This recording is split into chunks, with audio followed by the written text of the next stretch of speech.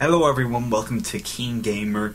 This is Darabin, aka Orange Lightning, here doing a Let's Play of Grand Kingdom for the PlayStation 4 and PlayStation Vita. I'm playing this on the PlayStation 4 right now, actually, on the website. If you go on thekeengamer.com, you can find my review of Grand Kingdom, which I'll kind of be discussing in this game while I play through the first chapter.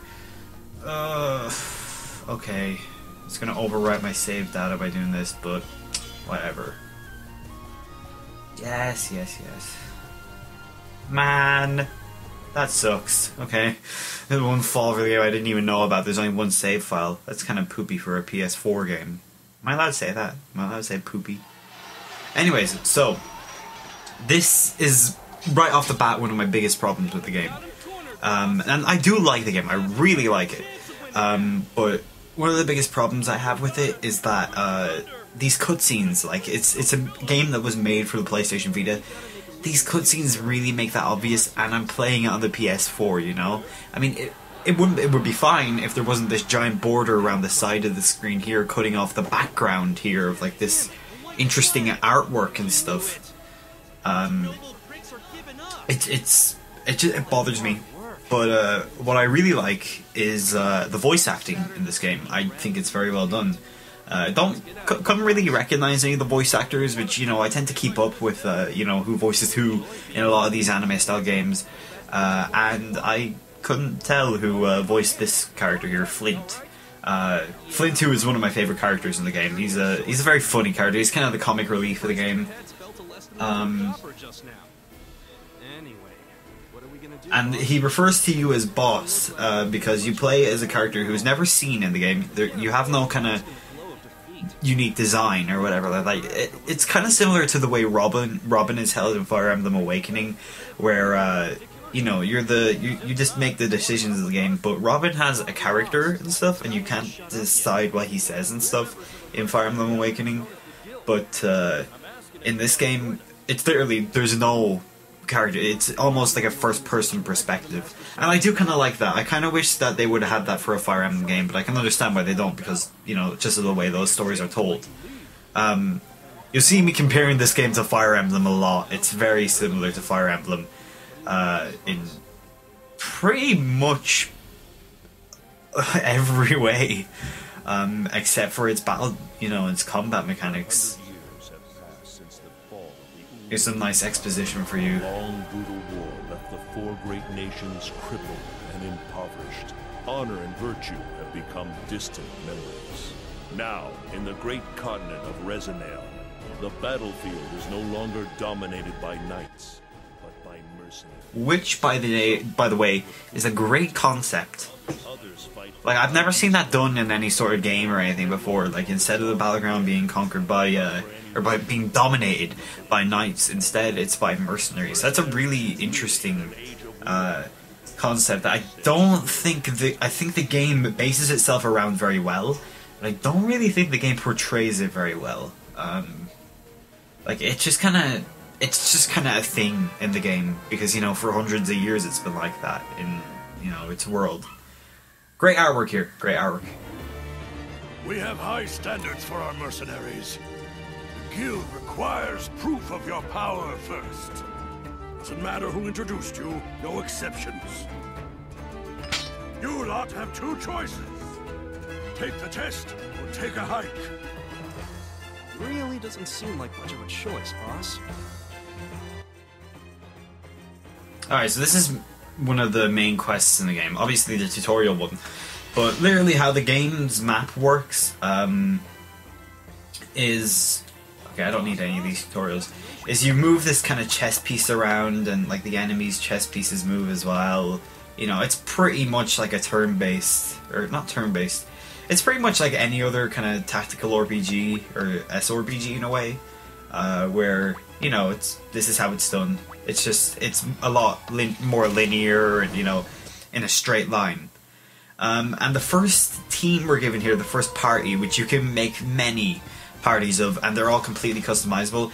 This is one that's just given to you, and I do like it, but it's not the one you'll be playing with the whole game, and none of these attacks you'll have right off the bat. Well, okay, a lot of them you will, but, you know, you'll have to make your characters in that way.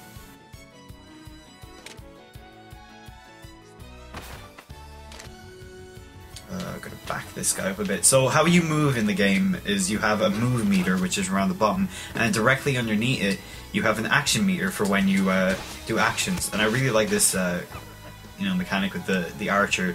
You keep tapping, and the more you tap, the more your attack gauge fills back up, and the more attacks you're able to do. So yeah, like you're pretty much seeing how the combat flows here. It's very unique.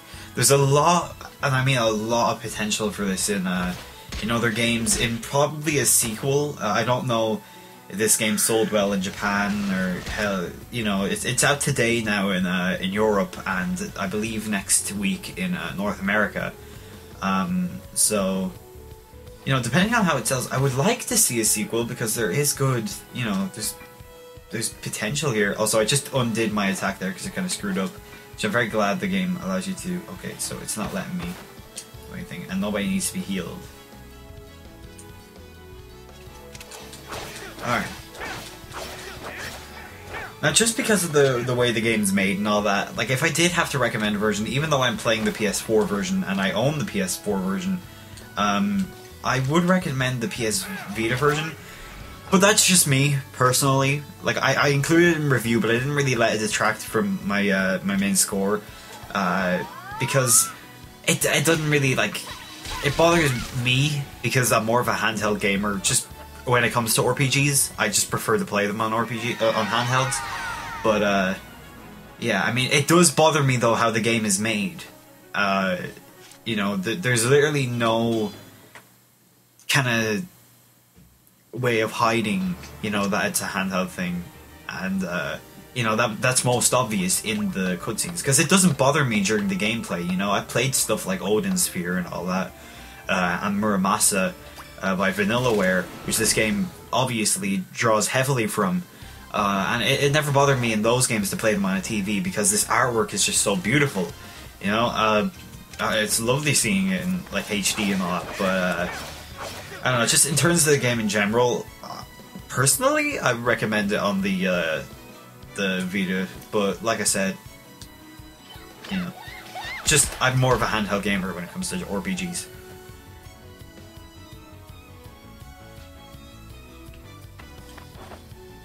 Let's not do that, actually, don't want to hurt my party member. Okay, this guy.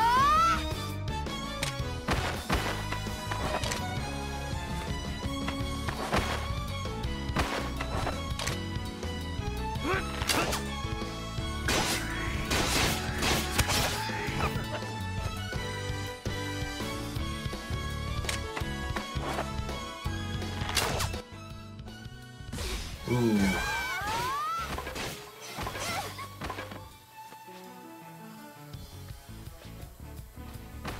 Right, let me actually see. Okay, so there's only this guy over here. Let's see. I'll use a fire spell. I don't know, I'll cancel. I'll go back. I'll use a fire spell. Oh, I just chose to use lightning again. Oops.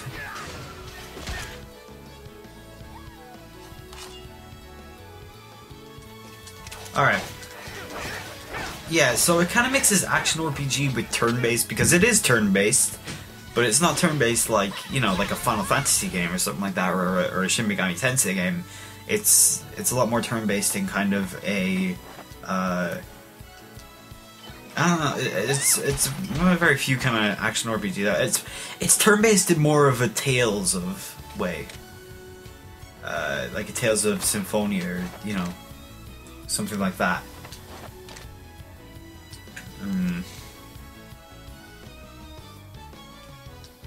There we go. Boom.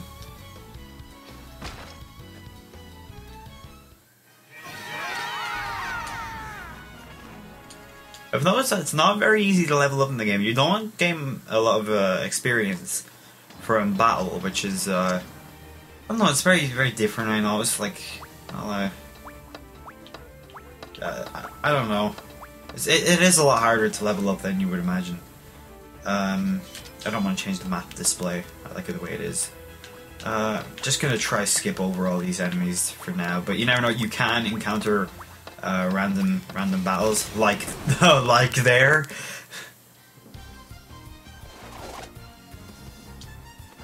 All right, let's get this guy. And I always do his last attack really early, and I never hit them. I do like how they automatically guard the sword users.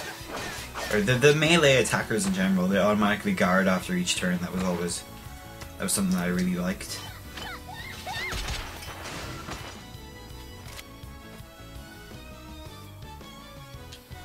Alright.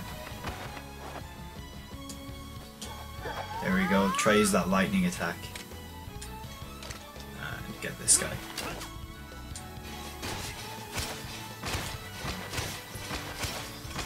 Now, one of my favorite things, actually, I mentioned in a review of the game is that it's the party members we're using here are temporary ones. You're able to you know, choose your own as it goes on, and you're able to hire units and stuff like the different mercenaries in the game. And I love the just the depth of customization in the party members, because you can like customize everything. Also, that was a really good attack there.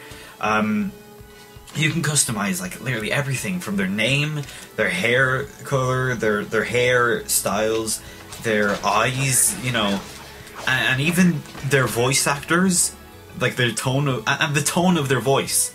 Like you can change like the pitch of their voice, and it actually like works. It's not like just kind of some cheap thing, you know, thrown in to make it sound like something like what's it, Tomodachi Life for the 3DS, where you're able to change their voices and they all sound really stupid and robotic. No, you're able to change the pitch of the voice actors, and it actually works really well, which I've never seen done in a game before.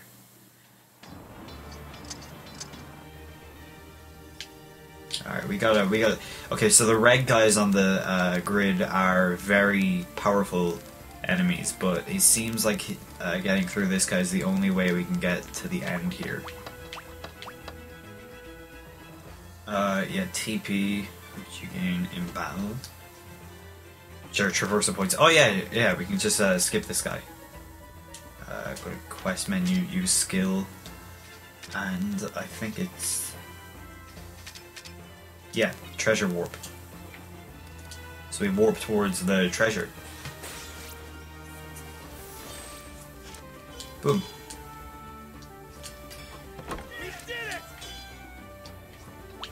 Yeah, so that's also a good mechanic there. Saved me a lot during combat. There's small animal trails as well that if you find on the map you can use to warp to different other points that are usually inaccessible. And with that said, we're not done just yet. So we've reached our destination, but of course there's a boss. And this introduces objects which you can use later in the game as well, but as for now they're being used to basically hold us back, which we can attack, but they're very powerful.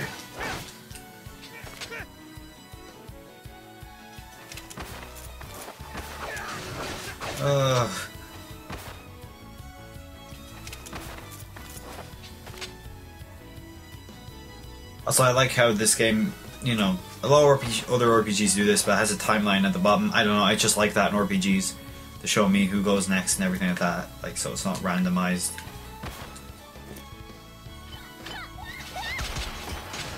Especially works, well, you know, works really well in turn-based RPGs.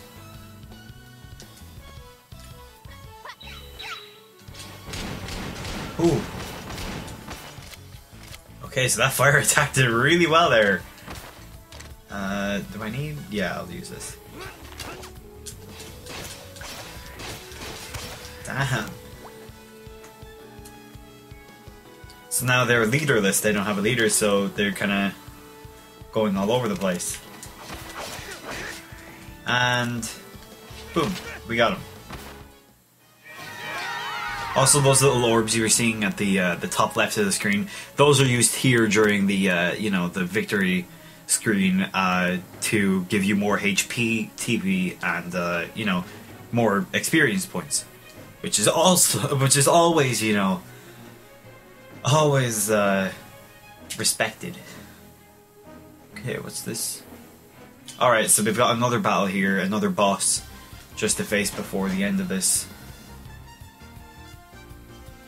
Yeah. And of course they have more objects on the battlefield with them. You see the archers there standing on the box.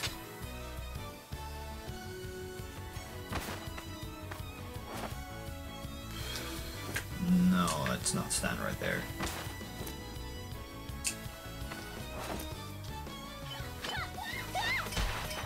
Boom.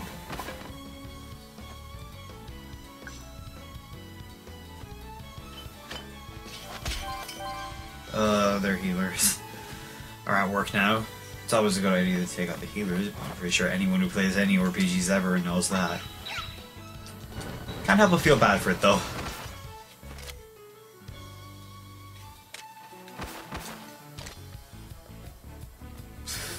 Should I get her, or should I go back up here and get this guy? Oh. Okay then. Guess I don't have a choice. If you time your attacks to her, and she's just gotten out of my range, so I'll just end my turn.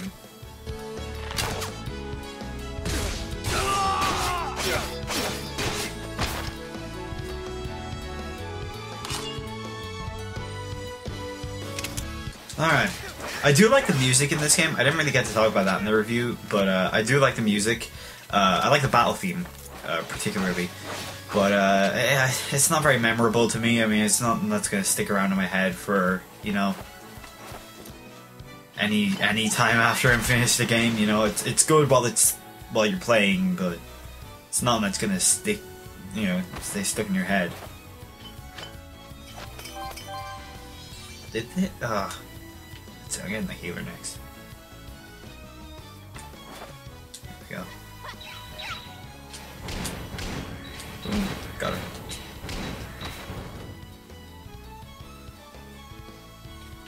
Let's head back up here with our archer. No. Right, let's do a snipe on them. And we took out their sign that actually does knock us back to the opposite end of the battlefield. But that's not what I was aiming for.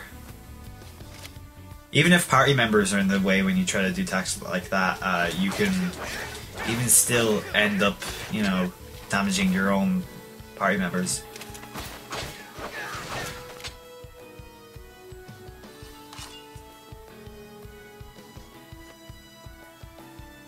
I don't think... No, she still doesn't need to heal anybody. We're going on fairly well with this. Let's just use this, probably take out the leader. Or our own party member, there's what I was just saying.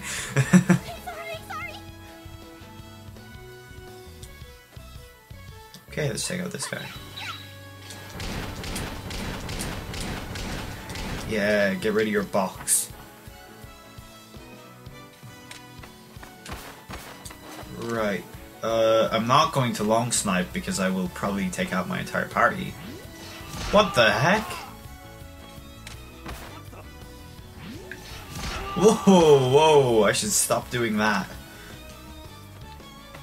Also, if you get damaged on the battlefield, you do lose your, move gauge.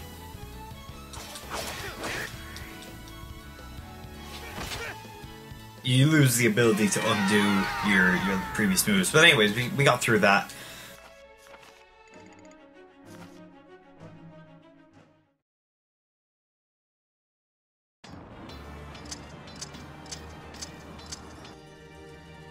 And there we go, that's the quest cleared. You're quite experienced. Though your troop was hastily assembled, you commanded without hesitation. Very well. I approve your entry to the guild. If you're finished, introduce yourselves to the guild leader. From there, you'll officially be one of us. One of us. One of us. So there we go, that's the end of that first quest in the game. Now we are officially members of the guild. So anyways, thank you for watching this video here on KeenGamer. My name is Orange Lightning. I have a channel called Orange Lightning. Just, I'll plug that. And my review for Grand Kingdom is now up on KeenGamer.com. Please check it out.